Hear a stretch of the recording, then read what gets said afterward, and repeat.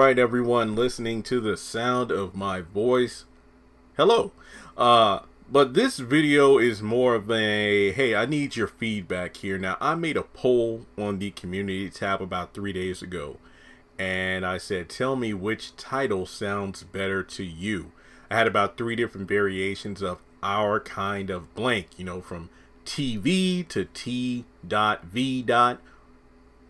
television, and then the last two, which are obviously the ones to choose from, our kind of entertainment, or none. Just stick with the current channel name. Now, thank you all. Over 1,000 votes, and yeah, that's that I needed that kind of feedback. Now, let me put it out there. Yes, I think that it goes without saying it's time for like a rebranding. I've been thinking about this. I've been putting it off. Obviously, you all know things this year clearly didn't work out the way I thought they would, because I thought by the time the finale had aired on OWN, I would be in the new house. I would have done lives every single week, had cast interviews. Oh, it would have been fantastic. And then by the day, what was it, July 20th, that would have been the day of the finale, or excuse me, that was the day of the finale. I would have officially released, like, hey, here's my new channel name, here's the new way I'm doing things. I was gonna, hey, switch it all up. But hey, life happens. So I've been considering a new name, but I wanted one that wasn't necessarily Tyler Perry affiliated or necessarily the name of another show, because that would mean I would have to constantly rebrand. Maybe not immediately, but it would just be annoying to be like, okay, so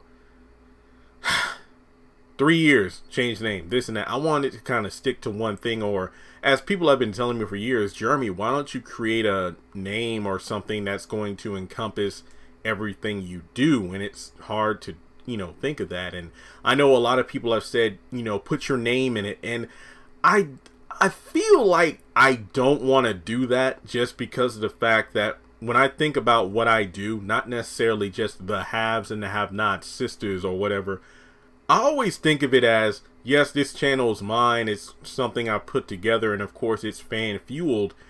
But I always think of, I always try to come from the approach of what I do on the channel is bigger than myself, where I go into deep discussions and talk about certain things, how it impacts, me as a, black man, but also how it impacts, black media in general. And obviously some impacted better than others. But I was thinking that I had to come up with a name that would have been better than just Jeremy's Reviews, or one person said, have not reviews by Jeremy, but since the show's gone, it would be irrelevant to have that in the title. And also, I wanted to come up with a name a lot shorter than the Haves and the Have-Nots review. But when I was doing my notes for the trailer breakdown of Our Kind of People, it just hit me like, I wouldn't do Our Kind of People reviews, but Our Kind of blank. And I recall reading the synopsis of the series and looking at some of the cast interviews, and it talked about, like black wealth, black elite, this and that, and how there really aren't a lot of shows that depict black people in this way. And I was thinking, well, that's kind of like my channel, even though I don't intentionally, there are white shows I watch, but, I don't necessarily review, because there are people out there who do them a lot better than I could. But I just feel like, well, you know what? Even though a lot of people might not like a lot of the shows I review, like there are some people who don't rock with The Bruz or House of Pain or Assisted Living, which honestly are my favorite shows to review over The Oval and Sisters. I'm just being completely honest. I think about how our kind of TV or entertainment, and I felt like even though Our Kind of blank would be like, wait, did you name the channel after Our Kind of People? Yes and no. I was inspired by their title, but even if Our Kind of People gets canceled after episode 3, I think Our Kind of Entertainment fits the bill because it encompasses black television in general. Like, I would love to use that title and then maybe go back and, like, let's say, talk about some of my favorite episodes of Martin, or maybe even talk about the Wayans brothers. It doesn't necessarily have to be strictly about only the current black shows out there. It could be a mixture of shows that have come and gone. So I was just thinking, like, our kind of TV sounds, quick and to the point, and I like it. But our kind of entertainment, I don't know, it just hits different, because with entertainment, that encompasses things like movies and music, different kinds of, things within the black culture and art. So when I put up the poll, entertainment just skyrocketed. So again, the votes are over 1,000, and, the TV and television ones, they didn't really hit. So when it comes to the last two options, our kind of entertainment has 54%. And then the one that just says don't change it at all is at 28%. So if you just look at the 54 and 28% right there, half of the votes literally say our kind of entertainment, while a little over half just say stick with what I have. But I think for me, and look, I did the vent video about the reunion thing. I'm mostly over it. But the thing about it is, when I think back to that day, if you watch the vent video, or the rant video, you know how I felt that time. It reminded me of when I worked at Liberty, and I'm not telling the full story here because you could look at it in the video, and plus I have a Liberty University playlist. Long story short, kick-ass advisor, made a lot of records on the phone calls. People Financial checked in. I was supposed to get an award, but it was held for me from like 2 or 3 months, and then I finally got it. And I'm like, I worked my ass off for nothing. I finally got the award begrudgingly, but it's like when you give something your all and then you don't get that recognition that you feel you deserve. Yes, it might sound egotistical, but when you put like years of your life into something, and then when it's over, everything hits you. And look, this is going to sound weird, but I was watching a video on another channel, Saiyan Scholar, Dragon Ball channel, and they were doing this video. Him and a guest were talking about Goku versus Frieza, and the guest mentioned something that hit me. I'm going to play that clip, and I'll leave, information to the full video if you want to check it out. But here, no, it's not specifically Dragon Ball. They talk about real life sports, so check this out. Realizing what the battle actually cost at that moment, because you don't realize how much you had to put in until it ends. It's the similar thing with the some professional sports, the Olympics, boxing, even fighting sports as well in general, where these athletes will put in years even of time into a specific fight or a specific Olympics or a specific whatever event. And then if they win that event, the come down from that will be them literally crying because they just break from all the work and what it costs to get to that point. They'll hit them all at once. All the family events they may have missed, all the meals they may not have had, all the friends they said, I can't go out tonight.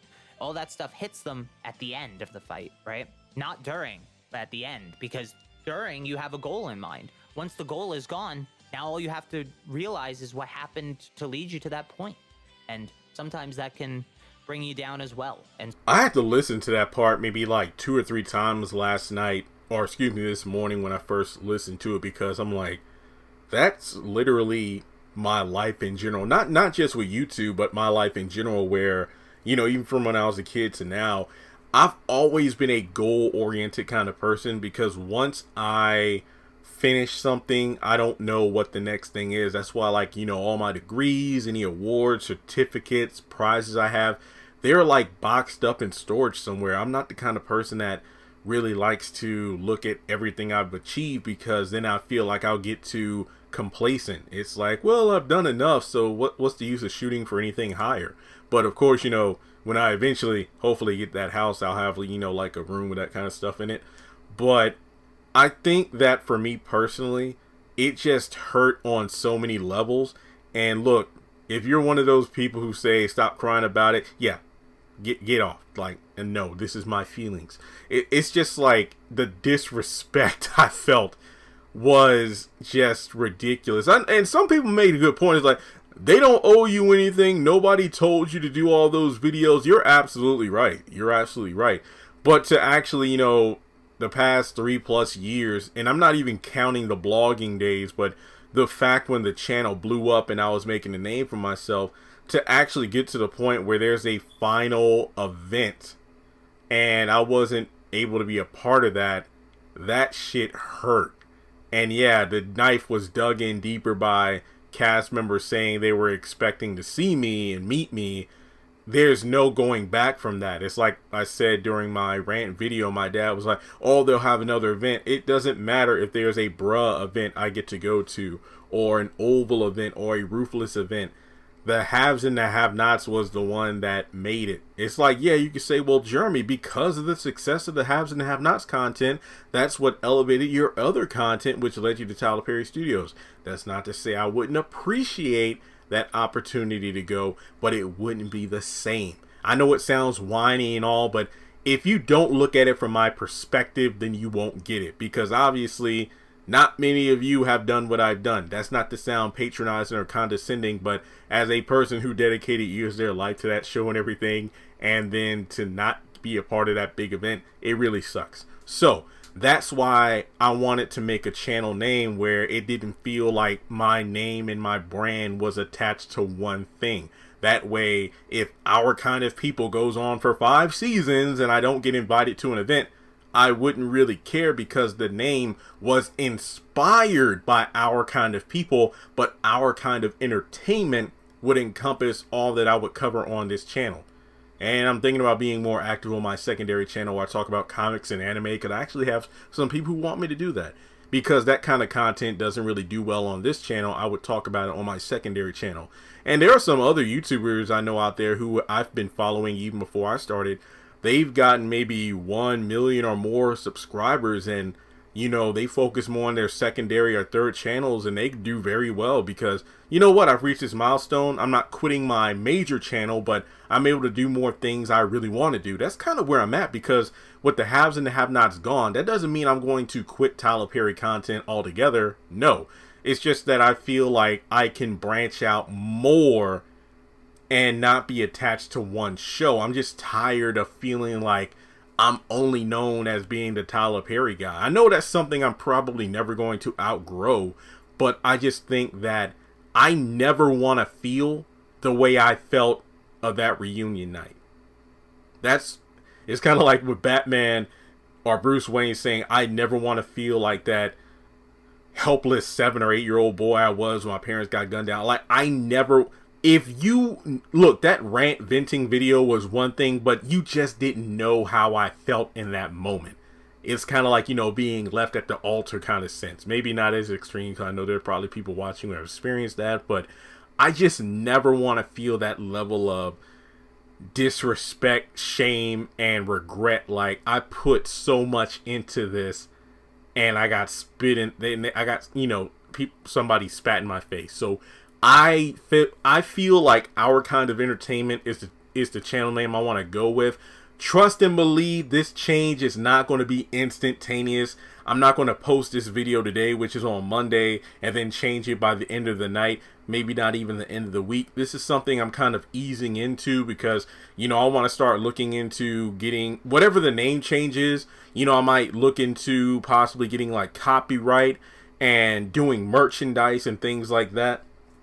That way, if you send me money or something along those lines, you will get something in return. It will be merch. It won't just have to be Tyler Perry DVDs or anything. It could be something, you know, very cool. So with that being said, at the moment, Our Kind of Entertainment is the title I'm leaning towards, but it isn't a guarantee. So if there are other channel names, feel free to let me know in the comment section below. I might make another post in the community tab breaking it down, like, okay, here's another poll.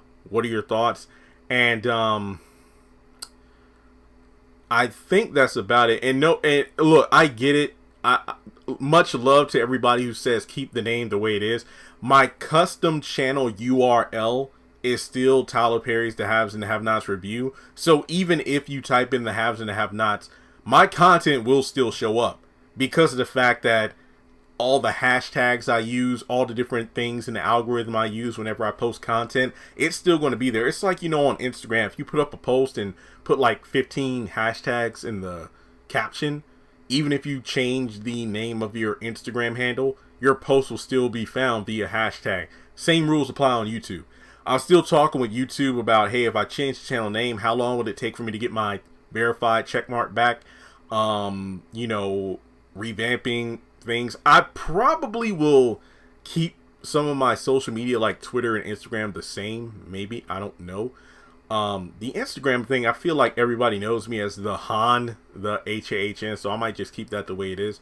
I mean, like I said, it won't be a change that will be instantaneous. I'm going to ease into it. So, like I said, what do you think of the channel revamping? Just because I changed the name doesn't mean I'm going to necessarily change myself. I might, you know, be more of a variety kind of person, like, you know, black content shows. I want to do content on, like, All the Queen's Men, which is coming, don't worry.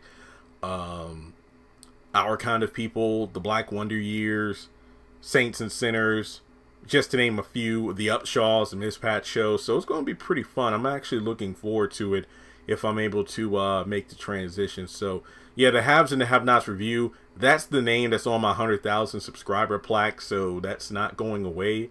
It's been a fun run, but you know, I can't be this forever because the show's gone. And I feel like the more I look at the channel name, the more pissed off I get about how things ended, not just with the finale, but the reunion shit. So let me know. Any feedback is welcome. I would really appreciate it. And with that being said, that's all I have for this video, and I will talk to you in the next one.